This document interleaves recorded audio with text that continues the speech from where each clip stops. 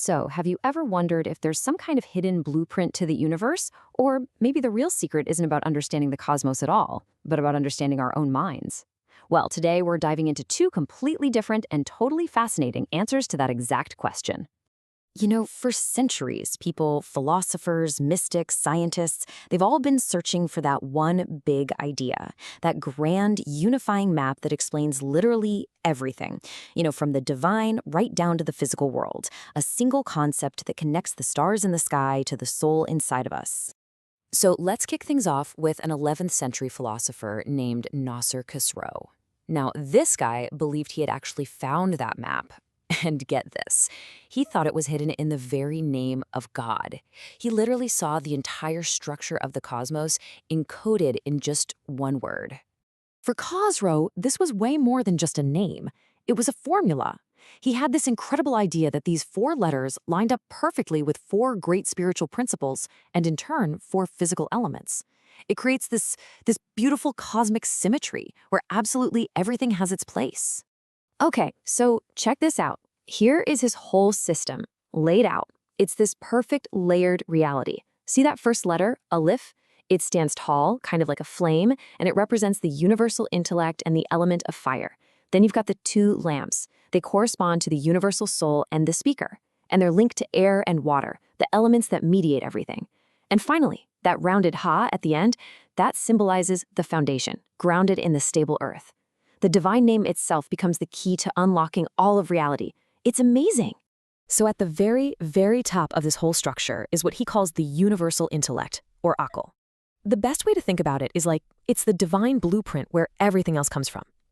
So in Khosrow's worldview, our whole purpose here is to climb this spiritual ladder, using knowledge and interpretation to get back to that divine source.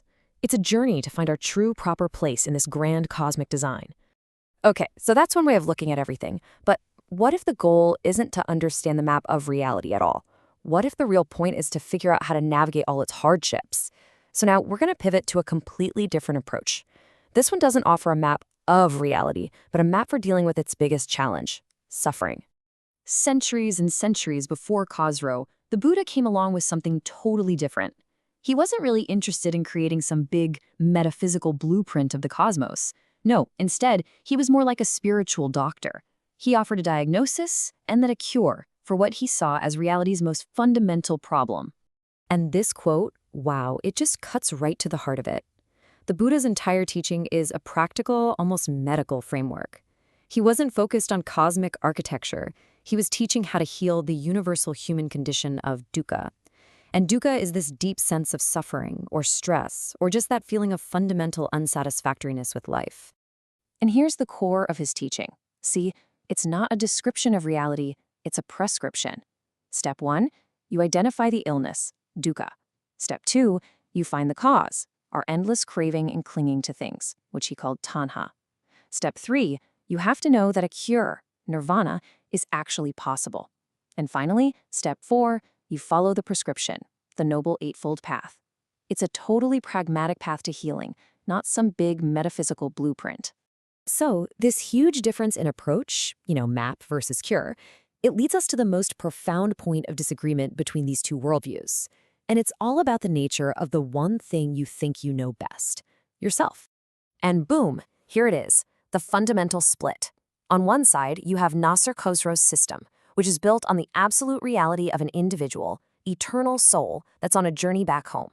But on the other side, the Buddha's system starts by completely taking apart the very idea of a permanent self. For him, what we call me isn't some solid thing, but more like a fleeting, ever-changing process. Now, this idea of anatta, or no self, it's a big one. It's probably one of the most challenging, but absolutely central teachings in all of Buddhism. It's not saying you don't exist. It's saying that the you that you identify with isn't some static, unchanging thing. The best analogy is a river. It's constantly flowing and changing every second, but we still give it a single name, right? That's kind of like the self. Just listen to this verse. It's beautiful, and it captures this idea so perfectly. Later on, Buddhist thinkers expanded this no-self idea into the doctrine of emptiness, or shunyata. And what that suggests is that it's not just the self, but that all things lack a solid, independent existence. Everything is interconnected and temporary, just like dreams or bubbles on the water. Okay, you might be thinking, wow, this is some deep, ancient Eastern philosophy. But here's the crazy part.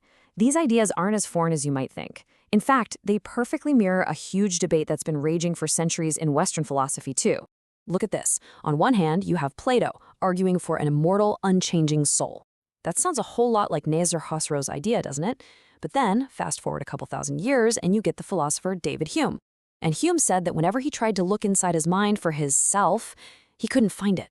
All he found was a bundle of passing perceptions, thoughts, and feelings. No single thing was there watching it all. I mean, that is an astonishingly similar idea to the Buddhist teaching. It just goes to show you that this question, who am I, it's a fundamental human question asked all over the world for all of time. So, what are we supposed to make of all this? Are these two paths just completely at odds with each other? Or maybe, just maybe, are they trying to get to two very different destinations? Let's look at the ultimate goals here. For Naser Khosrow, the path is all about gnosis. That's a fancy word for knowledge. It's a journey of intellectual and spiritual understanding. The whole point is to find your proper place within a perfect divine system. It's about comprehending the cosmic order. But for the Buddha, the goal is totally different. It's a path of mental discipline and radical insight. It's nirvana, liberation. It's about becoming free from the system of suffering altogether. So you see the difference? One seeks meaning within the blueprint. The other seeks freedom from the whole cycle of craving and dissatisfaction. Hey everyone, if you enjoyed this video, hit that like button and don't forget to subscribe. Drop a comment below. I'd love to hear what you think. Your support really means a lot and helps me keep creating content for you all. Thanks so much for watching, and I'll see you in the next one. All right, let's wrap this up with one final thought. I think this gets to the most practical way to really understand the difference between these two profound traditions. It really just comes down to what kind of tool you think you need. So here it is, maybe the simplest way to think about it. One worldview provides a map, and the other provides a key. Naser Khosrow's philosophy is this beautiful, intricate map of reality. It's designed to give you orientation, to show you exactly where you stand in the grand scheme of things. The Buddhist teaching, on the other hand, it's a key. It's not concerned with drawing you a detailed map of your prison cell. It's designed to show you how to unlock the door and walk free. And that really is the final question for you. Is the ultimate human quest to understand the cosmic order that we are a part of? Or is it to achieve freedom from the inner workings of our own minds that cause us so much suffering? The answer to that question might just define the path you choose to explore.